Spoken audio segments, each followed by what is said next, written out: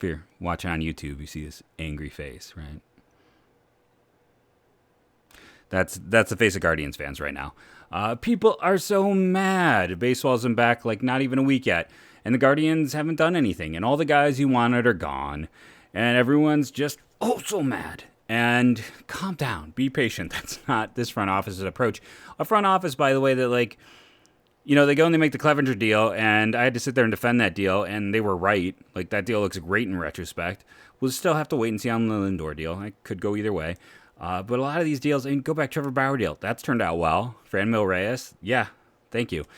This is a very smart front office. They have a very good approach. I trust them implicitly. We have completely different approaches and beliefs in the draft. I still trust them in what they do because they're so good at what they do. It is a fantastic front office. We're going to talk about, what's going on. Calm down, people. Just calm down.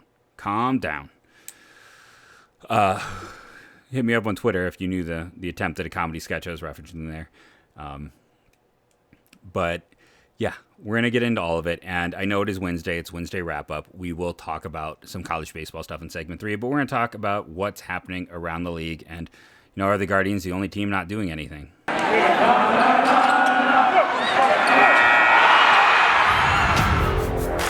You are Locked On Guardians, your daily podcast on the Cleveland Guardians. Part of the Locked On Podcast Network. Your team every day.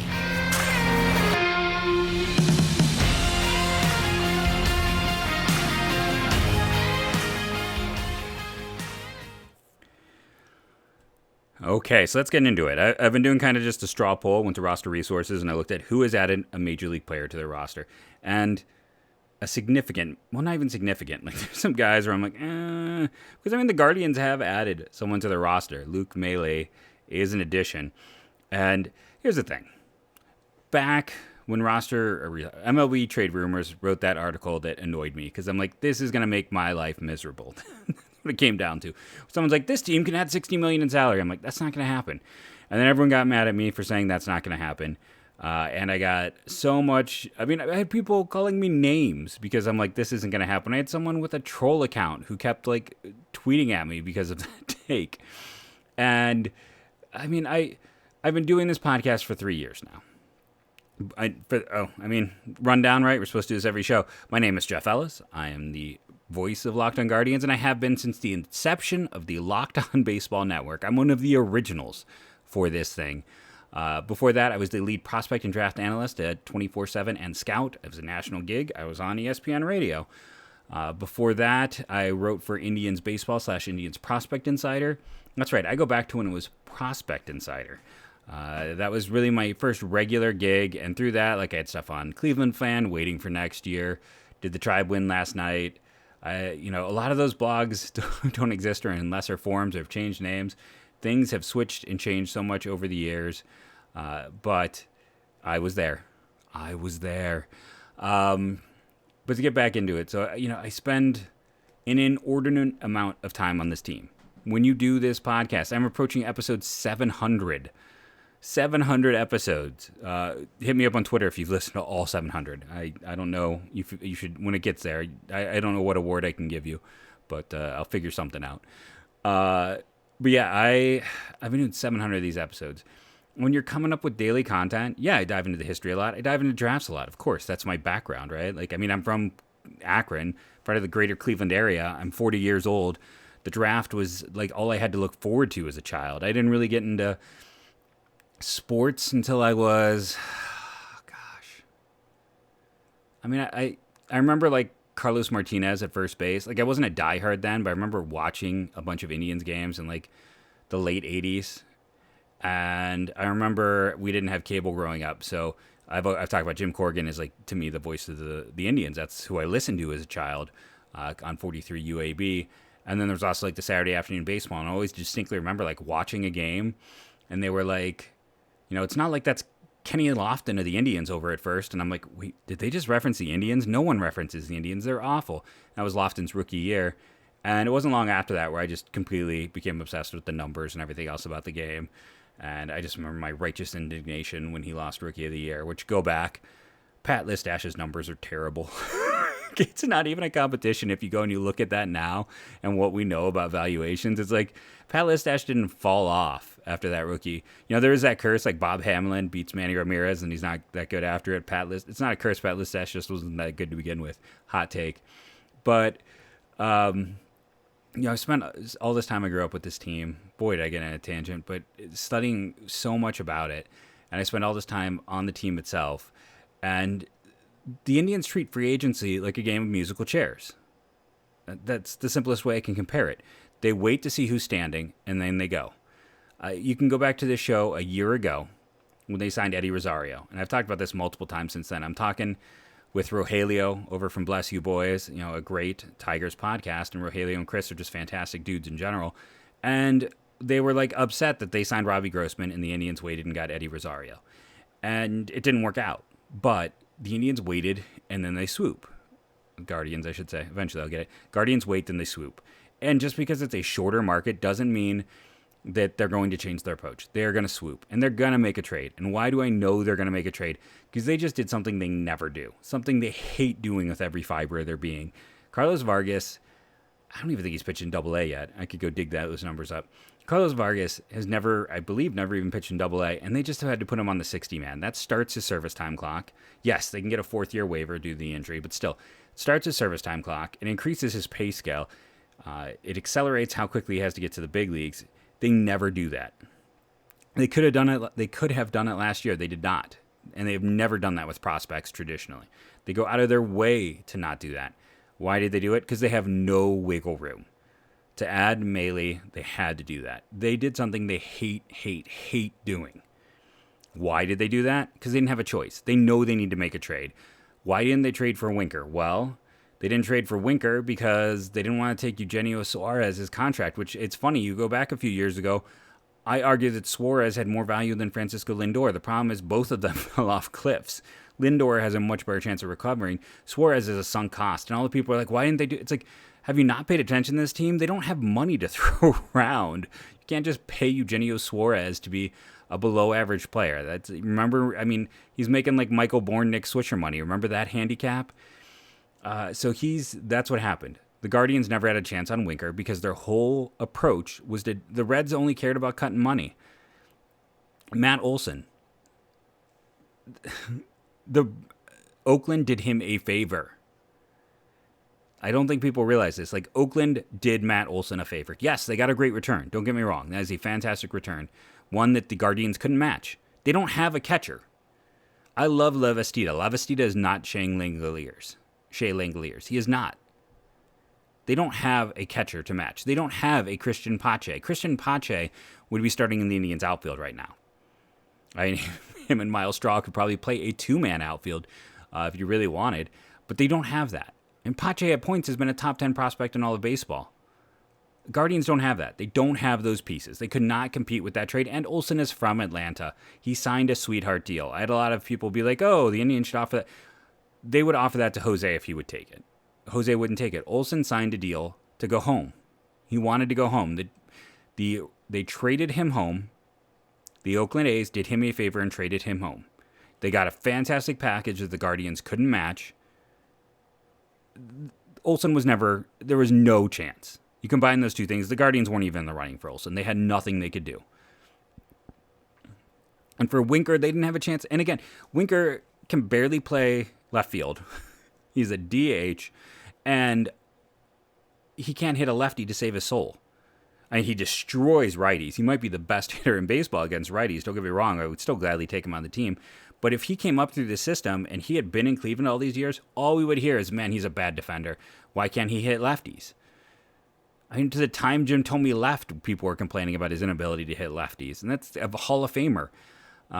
Jess Winker, it's just because he's the guy that people wanted for so long.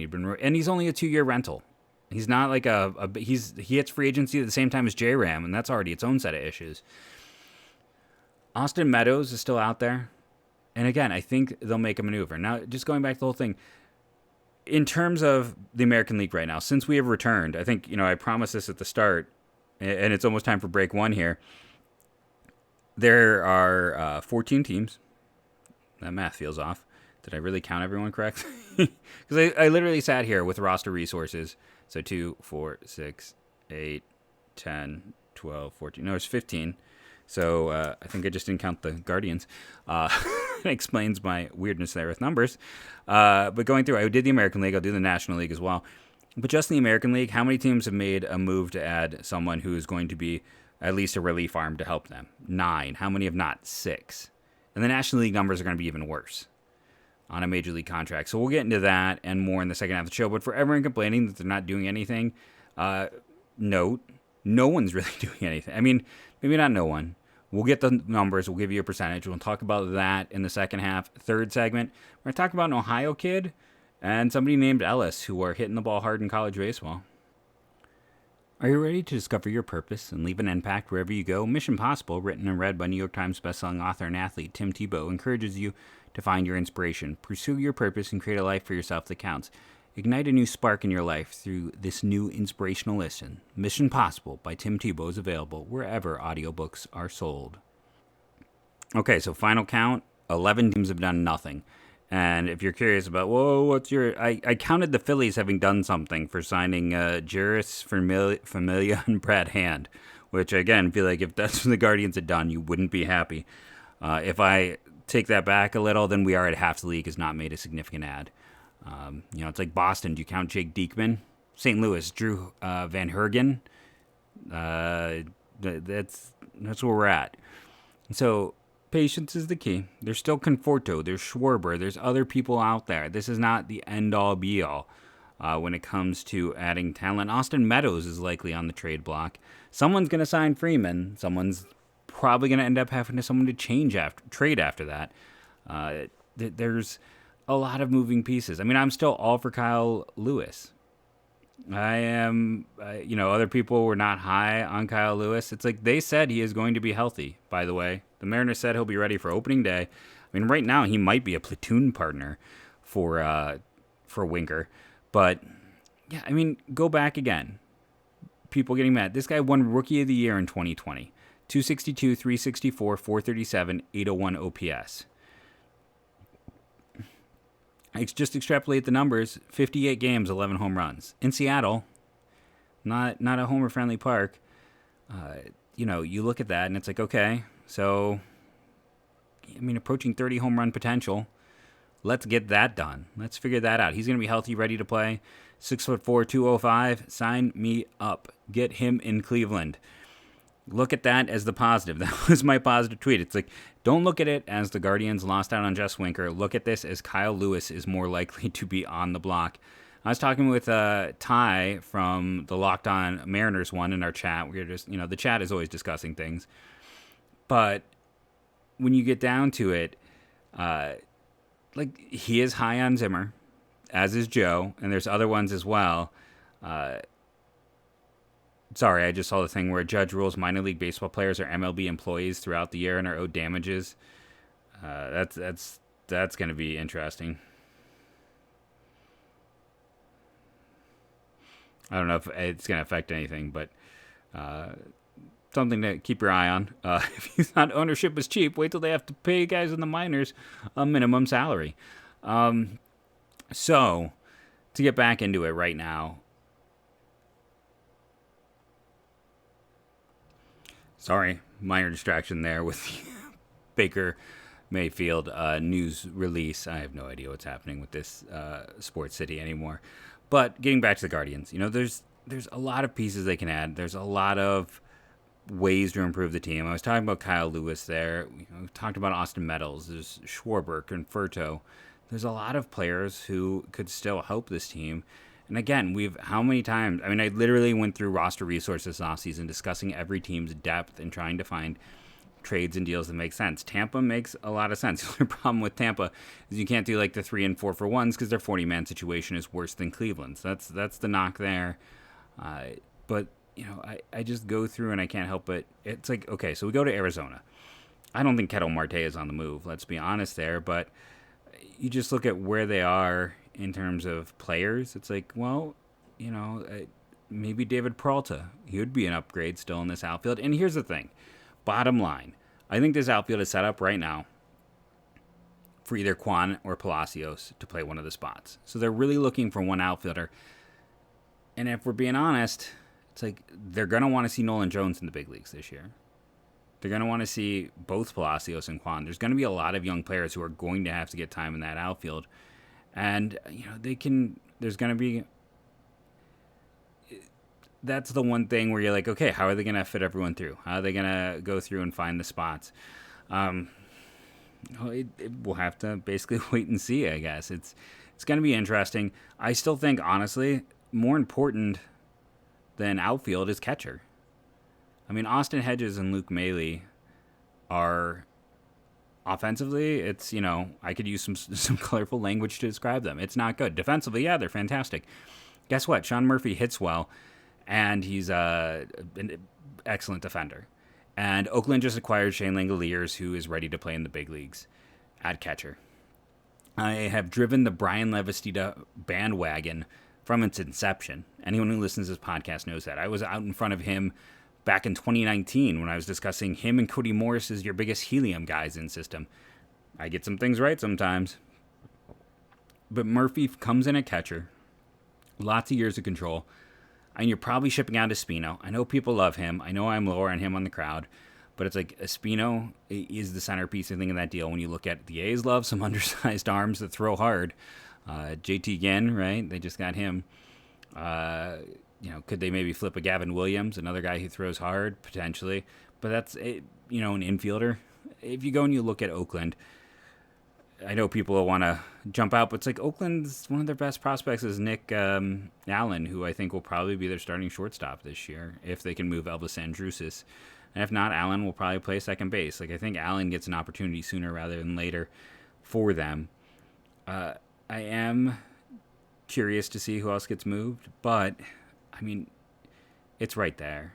Like, the trading of Sean Murphy makes too much sense. And then, honestly, I mean, Matt Chapman would look good for the Guardians. The one problem is, like, what do you do with when you have a really good third baseman and then you get the best defensive third baseman in baseball? Now, Chapman, I believe, no, he's 2 years of team control. I thought he was only 1 year. I mean, could you convince Chapman to play second? I mean, there's talk of him doing it at points. Could you convince him to play in the outfield? His runs created plus. I mean, last year was the worst of his career at a 101. He's been really good. Now, 2020, he didn't play a bunch. In 2021, at age 28, was a bit of a decline. Now, it's also hard to get motivated to play when you are playing on an awful team. But Chapman could be an under-the-radar type of target. I don't know if it's necessarily under the radar, but he's a guy who could make the Guardians better. We've known they have, like, Chad Pinder forever. Sean Murphy, who I talked about. It's like they're going to make moves. This is a team that is selling off everything that isn't nailed down. Let's see, Pinder at his peak, below average runs created plus every year. I don't get why they like him as much as they have, but there has been talk about him for a while. Murphy runs created plus over his 3 years. Now, the first year is only 20 games, so let's talk about 2020 and 43 games, 131. Last year, 99. 99. I mean, a league average catcher. Can you imagine a league average offensive catcher who also brings a ton of defensive value, who is not a free agent until, let's see, he is not even, you would have him for 2022, 2023, 2024, and 2025. 4 years of team control. That is the guy you target. Bring the kid back to Ohio. He's an Ohio kid. You bring him back. You can also make the life easier on a lot of reporters that way. Zips loves to project him over 100. But again, even if he is just a league average bat for 5 years, that's incredibly valuable to be league average with his defense. So there's still moves to be made. And there's still moves to be made with Oakland. Again, Chapman, Murphy, Lou Trevino, if you want to go out and add a reliever. He makes a lot of sense. Now, I would much rather trade for someone who's had a few years of positive performance than sign one. Free agency is such a crudge over that. But yeah, let's call Oakland. Oakland's not done. And starting pitching isn't necessarily a need, so it doesn't make any sense to call them on that. But call and see. And especially because, I mean, they are shedding players left and right. They have a lot of players on the 40-man that could be easily let go as well, who are not top performers. I can just sit here and look at their 40-man situation. Be like, and honestly, how about this? Get Ramon Laureano.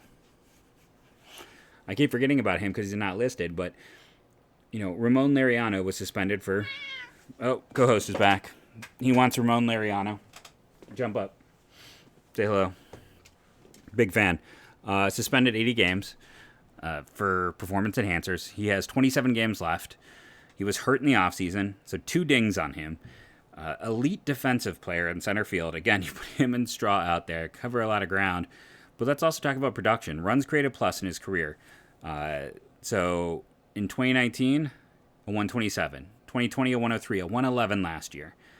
He does a lot of things well, potential 20 home run power. And when is he a free agent, you might ask? Get him for 2022, 2023, and 2024. 3 years of team control. That's a target. Now, getting Laureano and Murphy would be like, here's 17 prospects. But, figure it out. Laureano makes a ton of sense right now. He's a defender. He has 3 years of team control. Go get him. Is he as exciting as Winkler? No. But could he end up having a higher WAR? Likely. When you look at defense as part of the game, yeah. So go get Laureano.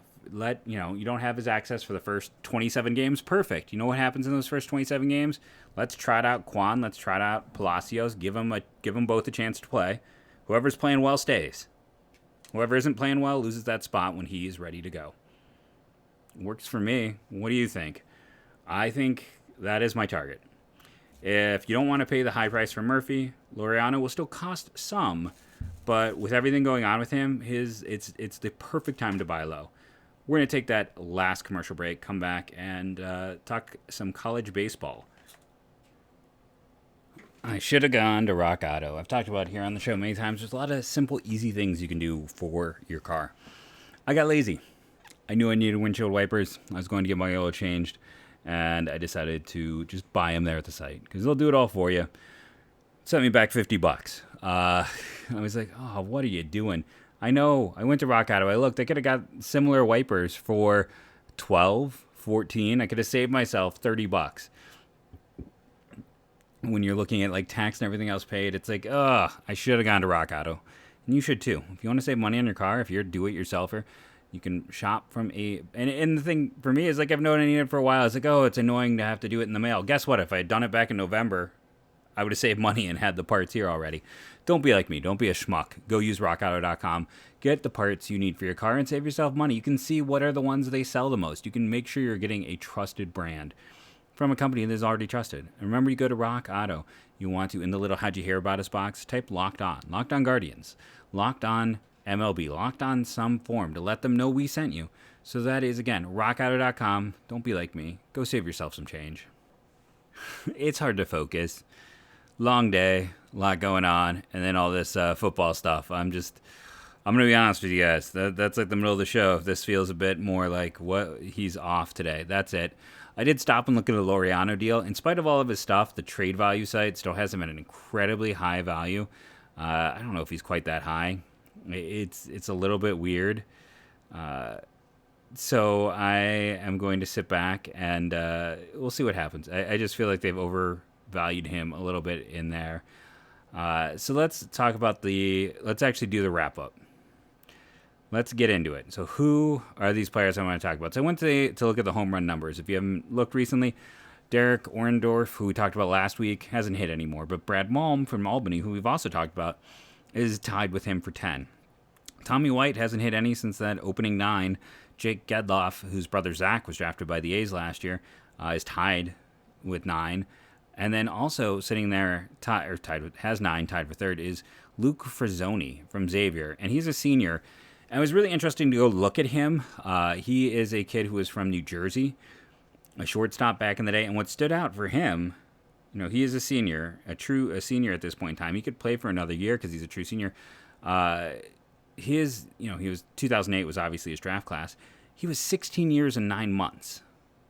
So he's a true senior, but he's only 20 years, 7 months now. He's younger than a lot of juniors. I bet there's sophomores who are already 21. He's younger than some sophomores. He's an incredibly young kid who is stepping up, and I mean, he's hitting a lot of home runs. He's an outfielder now. He's 6'2", 220, but just really unusual to see someone that young. You don't see a lot of 16-year-olds. You just don't. Like, that's not something you see a lot.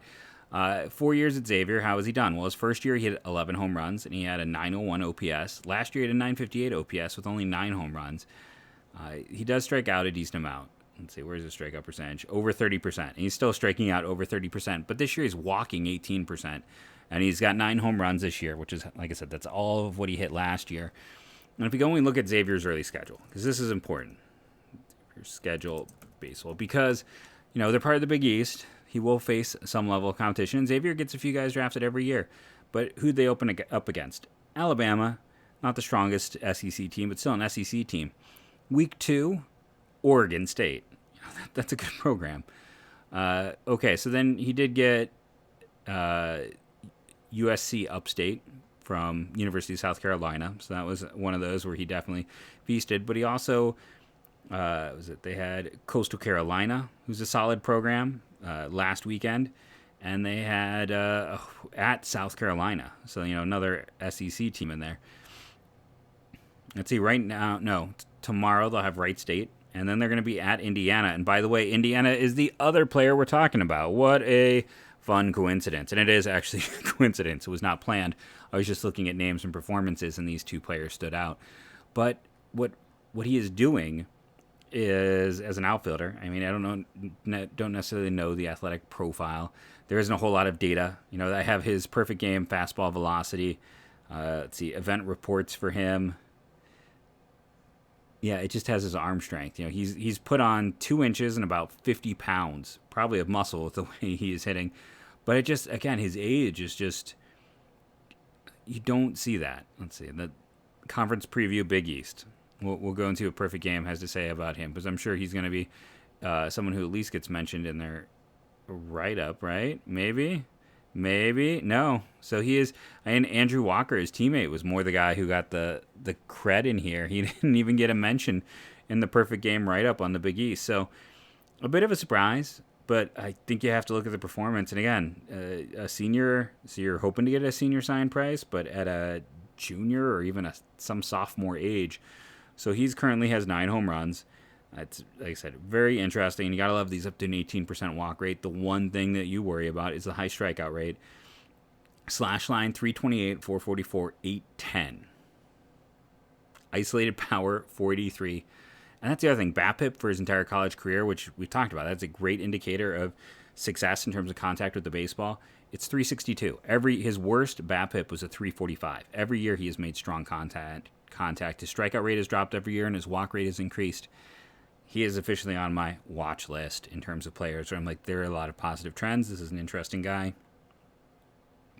The Indiana player that I wanted to mention is Matthew Ellis, no relation. He is from Kentucky. I don't have any family in Kentucky that I know of. And Matthew Ellis is a 6'4" catcher. That is big for a catcher. I was trying to remember how big Grayson Grenier is. I think he might be 6'6". Like, he's the guy who, yeah, he's 6'6". He was like the guy who was too big to be a catcher. Like, everyone always said it. Like, 6'4" is starting to push how big you want a catcher. He was originally committed to Tennessee. By the way, you go back to his Kentucky State rankings. He was second in terms of catchers in the state, 10th overall, 500 ranked in the national recruiting class, 99th at catcher. They gave him a 9 grade from perfect game. He's another one. He was 17 years, 10 months in the 2018 draft. So he is a senior age guy, but he is a young senior. He was someone who, you know, he's 21 years, 7 months. So he's not quite, I mean, he's young, but he's not Frazoni young, even though they're the same class, because the other guy was 16. I'm almost surprised he didn't get talked about more just being a 16-year-old. So the nice thing with Ellis is he did have data. By the way, his arm behind the plate, 94th percentile in terms of that. His pop, not that great at 70. Exit velocity was pretty good, 83rd percentile, and he had some other stuff that looked good. What is he doing this year? Well, he went to Tennessee and he didn't get to play. So let's just start there with that in terms of his overall performance. Oh no, I closed out my baseball cube. So, this is annoying. Oh, this is just scintillating, I'm sure, watching me retype because I accidentally... He went to Tennessee, redshirted, and didn't play in 2019. Goes to Walter State Community College, which is a solid community college. I feel like we've mentioned on the show multiple times. Just absolutely destroys the ball. The first year there, he gets in 22 games. It's COVID season. Next year, he gets to perform 348, 47, 676. Walked 18% of the time, struck out 14% of the time. That's right. He walked at a high rate and struck out at a pretty low rate while hitting 17 home runs and 14 doubles. Goes to Indiana. He's playing catcher. He's a big kid, 6'4", 227.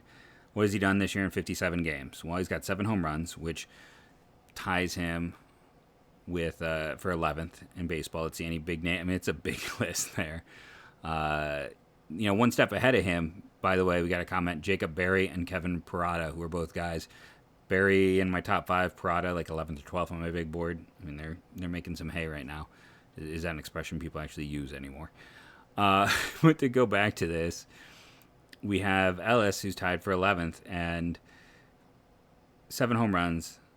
He is walking 15% of the time, striking out 21. Again, solid numbers, solid performance. And again, the BABIP this year is not great, but the isolated power is a 421. So he's been unlucky. So he might actually hit better. He's hit 281, 397, 702. As we move towards robotic catchers, they're coming. Like the new CBA and the ability to change rules, they're coming. You'll see them in the next 10 years. Someone like Matthew Ellis, who has some hitting potential, is going to be more valuable because the robotic catcher is going to essentially eliminate framing. It's going to go away. It's going to limit the value of that. So Ellis is interesting as another potential senior sign. These are 2 seniors who are performing well, but the advantage both of them have, is, in spite of being seniors, is the fact that they were young for their class. So they're seniors. One of them aged significantly younger, and one aged solidly younger. Like I said, they're going to be juniors older than both of these players, and there will be sophomores older than Franzoni. So I think that has value. Now, we'll have to see how Ellis continues to perform. Him being in the Big Ten, we have seen Big Ten guys rise. We also have to see, where the performance is going to be in terms of as he continues the season. You might be saying, well, you talked about who Xavier had played, who had played so far. Well, if the screen ever loads, I would tell you, they start off with Clemson, very strong program. Then they had to face number 2 Arkansas, by the way, in a Friday night game. They had that. They went to the Round Rock Classic where they had number 2 Arkansas and number 6 Stanford. So that's a rough weekend.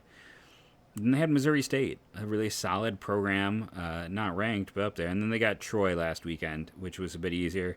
And as I said, this is kind of a fun series. It's at Indiana. But I'm going to pay attention. This is an Indiana Xavier series. Both these guys in it have a lot to gain and a lot of potential. One being a power hitting catcher and the other being a senior who's putting up big numbers. Again, tied for 3rd in the nation in home runs. He's tied with Tommy White right now, who isn't that old for being a senior. So check them out. These are 2 more names to know, 2 more on your Wednesday wrap-up. I've been Jeff Ellis. I want to thank you again for listening to Locked On Guardians, making it your first listen today and every day, wherever it is that you get podcasts. And as we end every episode now, go Guardians, go.